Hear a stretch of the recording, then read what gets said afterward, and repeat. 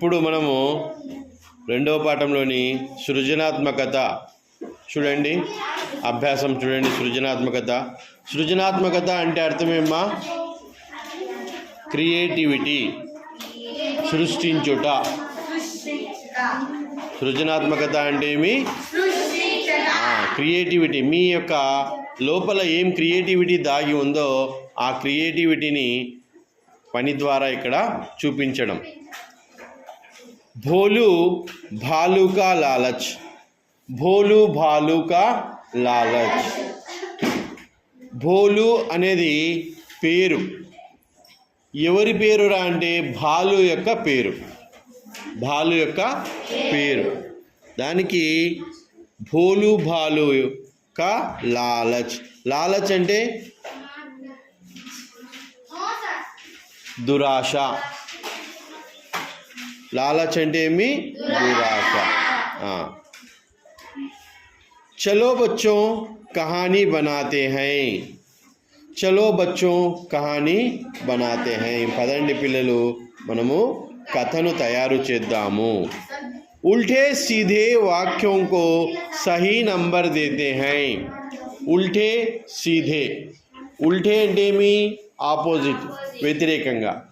సహీ సీధే అంటే నేరుగా, స్ట్రైట్గా, సహీగా, కరెక్ట్గా ఉన్నటువంటి వాటిని, ఆపోజిట్గా ఉన్నటువంటి వాటిని మనము చూసి ఒక సరైనటువంటి నెంబర్ ఇద్దాము. अब कहानी पढ़कर आनंद लेते हैं. ఇప్పుడు కథను చదివి ఆనందిద్దాము. ఇక్కడ మనకు లాల్చీ భాలు. భాలు. ఈ భాలు పేరేం పేరు? దీని పేరు షబాష్, భోలు. భో. ప్రొనౌన్సియేషన్ కరెక్ట్గా ఉండాలి. ఇక్కడ మనకు 7 వాక్యములు ఉన్నాయి. 7 వాక్యములకు గాను 1, 4 నెంబరు వాళ్ళు ఇవ్వడం జరిగింది. మిగిలిన 5 వాక్యాలకు మనము ఆర్డర్ నెంబర్ ప్రకారము ఇస్తే అది ఒక కథగా తయారవుతుంది. చూద్దాం. ముందు అన్ని వాక్యాలు చదువుదాం. उसके लालच ने उसे चोट लगवा दी. उसके लालच ने उसे चोट लगवा दी. తర్వాత వాక్యం. भोलू भालू ने रस को चखा और उसे वह बहुत स्वादिष्ट लगा. తర్వాత నాలుగోది.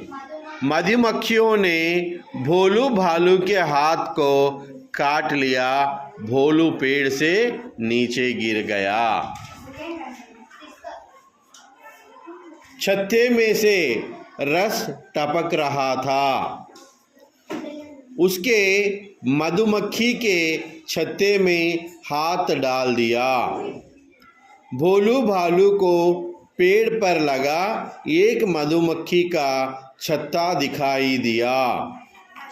भोलू भालू को लालच आ गया. वह पेड़ पर झटपट चढ़ गया. ఇక్కడ చూడండి, మొదటి వాక్యం చూద్దాం. भोलू भालू को पेड़ पर लगा एक मधुमक्खी का छत्ता दिखाई दिया. భోలు భాలు గారికి ఏమి కనిపించిందిరా అంటే పేడ్ పర్. పేడ్ అంటే చెట్టు. పేడ్ అంటే చెట్టు. చెట్టుకు ఉన్నటువంటి ఏక మధుమక్ఖీకా ఛత్తా. మధుమక్ఖి అంటే తేనెటీగా. మధుమక్ఖి అంటే ఏమా? తేనెటీగా. ఒక తేనెటీగల తట్ట కనిపించింది చెట్టుకు ఉన్నటువంటిది. ఎవరికి? భోలు భాలుకు కనిపించింది. దాని తర్వాత మధ్యలో 4వ నెంబర్ ఏముంది? భోలు భాలునే రస్కో చకా. భోలు భాలు ఆ తేనె రసాన్ని చకా అంటే టేస్ట్ చూసినది. और उसे वह बहुत स्वादिष्ट लगा. మరియు ఆ యొక్క తేనె రసము దానికి చాలా స్వాదిష్ట అంటే రుచికరంగా అనిపించినది. ఇది మధ్యలోది. ఇంకా ఆ మధ్యలో ఏం జరిగింది, ఏ వాక్యాలకు ఏ నెంబర్ ఇవ్వాలి అనేది మరలా ఒకసారి చూద్దాం. ఉస్నే లాలచ్ మే ఉసే చోట్ లగవాలి, ఇది దాని యొక్క దురాశలో అది చోట్ అంటే గాయము తగిలించుకున్నది. తర్వాత छत्ते में से रस टपक रहा था, ఆ తేనె తట్ట నుండి రసము కారుతూ ఉన్నది. उसने మధుమక్ఖీ కే छत्ते में हाथ डाल दिया, ఆ భాలు ఏం చేసిందిరా అంటే తేనె తట్టలో చెయ్యి వేసినది. मधुमक्खियों ने भोलू भालू के हाथ को काट लिया, भोलू पेड़ से नीचे गिर गया. ఆ మధుమక్ఖియోనే ఎప్పుడైతే చెయ్యి వేసిందో ఆ చెయ్యిని కాటు వేశాయి. ఎవరు? తేనెటీగలు కుట్టినాయి. అప్పుడు భాలు చెట్టు మీద నుంచి నీచే గిరిగయా, కింద పడిపోయినాడు. ఇంకొక వాక్యం, భోలు భాలుకో లాలచ్ ఆ గయా, భోలు భాలుకు దురాశ వచ్చినది. ఓహ్ పేడ్ పర్ झटपट चढ़ गया, చెట్టు మీదకి ఎక్కినాడు. ఇప్పుడు ఏ వాక్యం వేయాలి నెంబర్ 2కు?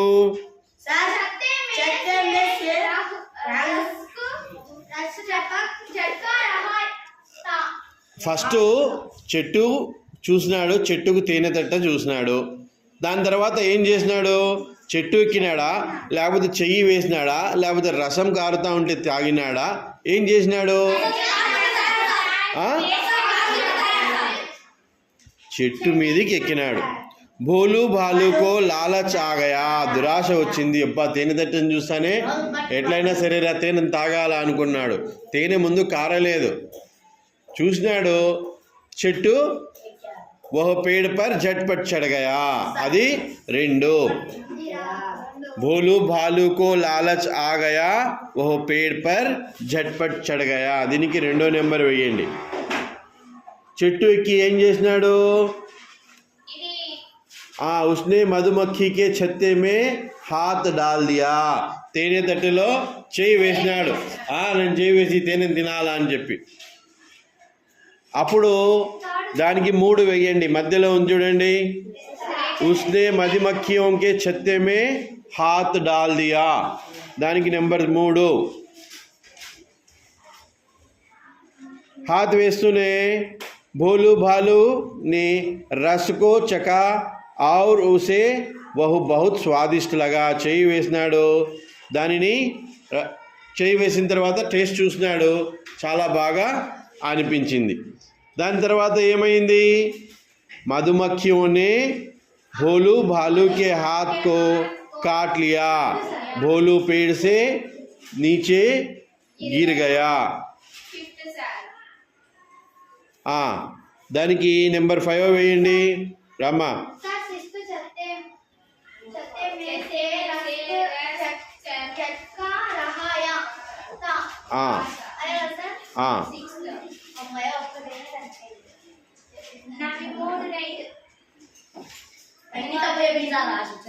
मधुमक्खियों ने भोलू भालू के हाथ को काट लिया, भोलू पेड़ से नीचे गिर गया.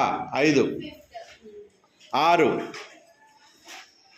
छत्ते में से रस टपक रहा था, తేనె తట్టెలో నుంచి రసం కారుతూ ఉన్నది. 6. उसके लालच ने उसे चोट लगवा दी, దాని దురాశనే దానికి గాయము చేసినది.